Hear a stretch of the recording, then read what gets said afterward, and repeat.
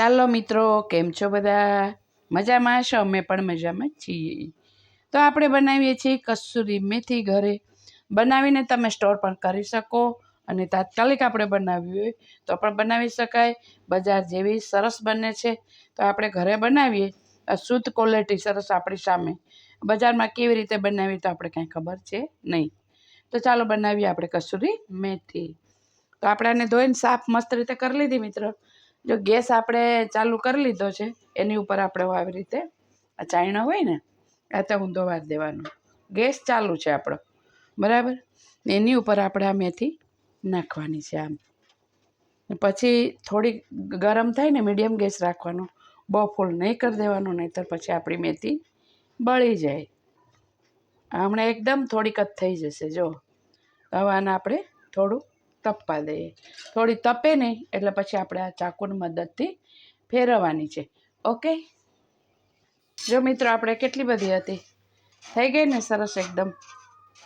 આ રીતે આપણે ચપ્પુના મદદથી મસ્ત રીતે હલાવી અને શેકી લીધી છે સુપર મીડિયમ ગેસે. અને આવી રીતે આવું હોય ને તવીથા જેવું આવું નાનકડું, એનેથી આપણે આ ભરી લેવાની છે આ રીતે.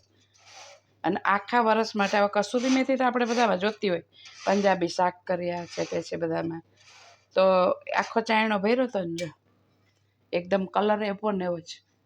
અને હવે આ જે બીજી છે ને એને પણ આપણે આ રીતે કરી લેવાની છે. ફટાફટ થઈ જાય. બહારથી કંઈ લાવવાની જરૂર નહીં મિત્રો. નેચરલ વસ્તુ આપણી ઘરે જ બને છે. પણ અમુક વખત આપણને ખ્યાલ હોય ના હોય તો શું આ રીતે આપણે બધી બનાવી લેવાની. ગેસ ચાલુ રાખવાનો. થોડી નમ પડે ને એટલે તવીથાથી આપણે ચાકુથી હલાવવાની અને મસ્ત રીતે તવીથાથી કાઢી લેવાની. તો ચાલો આ છે બધી આપણે રેડી કરી લઈએ. મિત્રો આપણી કસૂરી મેથી થઈ ગઈ છે તૈયાર. આખું વરસ છે ને તો કલર આવો જ રહેશે. જો એકદમ મસ્ત રીતે થઈ ગઈ પૂકો. જો આવે અને કલર આ જ રહેશે. જો એકદમ પાવડર થઈ જાય. જો તમે આમ ભાંગો ને અવાજ આવે ને, જો આવી રીતે થઈ જશે. તો મિત્રો આ ઘરે તમે બનાવી શકો છો મસ્ત રીતે, નેચરલ વસ્તુ. તો આ તો આપણે પંજાબીમાં ને બધામાં ખાતા હોય એટલે આપણે કસૂરી મેથીની જરૂર બહુ પડતી હોય છે મિત્રો. તો ઘરે બનાવો અને લાઈક શેર મિત્રો જરૂર કરજો. અને આપણે જો આ બહુ તમારે એવું લાગે તો ડંઠલ જેવું લાગી દઈએ કે પાન ચૂનીને આપણે કરવાની છે. અને જો આપણે ઓવન ઉપર પણ થાય, ઓવનમાં પણ થાય, ચૂલામાં થાય, ગેસમાં થાય. તો મેં તમને બતાવ્યું હતું કે જો એ ચાયણા ઉપર મૂકીને આપણે કરી શકીએ. એવું જરૂરી નહીં મિત્રો કે આપણે ઓવનમાં જ કરવાની. બધાની ઘરે ઓવન હોય ના હોય તો ચૂલા ઉપર કેવી રીતે કરવાની એ હું તમને કહું. કે ચૂલાની અંદર નીચે છાણાનો ભઠ્ઠો રાખવાનો, એની ઉપર આવી નોનસ્ટિક લોઢી ભઠ્ઠા ઉપર મૂકી દેવાની. એની ઉપર પછી આપણે આ જારો ઊંધો વાર દેવાનો. અને જે કમ્પ્લીટ આ રીતે જે કર્યું એ જ રીતે તમે ચૂલાના ભઠ્ઠા ઉપર કરી શકો છો. ઓવનમાં પણ થાય ને ગેસમાં પણ થાય. એવું જરૂરી નથી મિત્રો કે તમારો ઓવન જોઈએ જ, બરાબર. એટલે હું ઓવનમાંય પણ કરું છું અને આવી રીતના ગેસ ઉપર પણ કરું છું જેવો ટાઈમ. પણ હું તો વરસની બનાવીને મિત્રો ઘરે ભરી રાખું છું.